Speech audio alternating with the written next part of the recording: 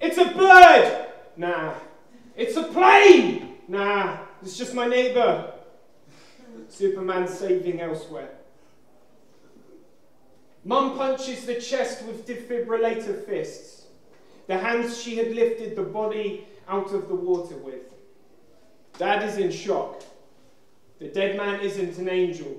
They don't wear jumpsuits in heaven, and this is what happens if an electrician falls in the swimming pool. At school we called it a Michael Barrymore if you could stay suspended in the air longer than the jump button gives you. The flying woman knocks on my door. She waits with the sky in her eyes every day. She says her wand is broken and that she took the cat apart trying to fix its antenna. But it's just not easy listening.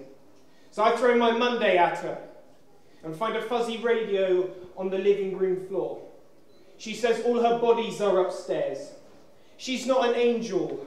She has a tortoise called Rainbow, who isn't a Spectrum surfboard. And she painted the house in metal so her magnets can keep her rested. My compass gets Alzheimer's when I'm near her. And her urine is red.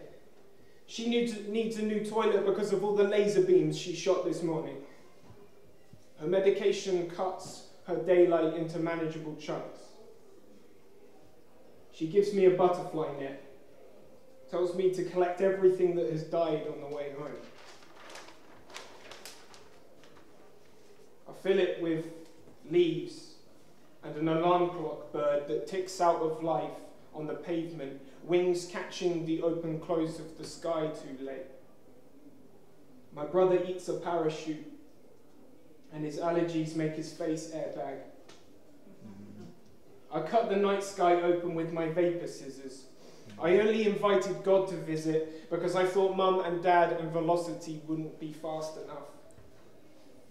When my brother lands, he is hospital colour, dressed in a breathing jumpsuit.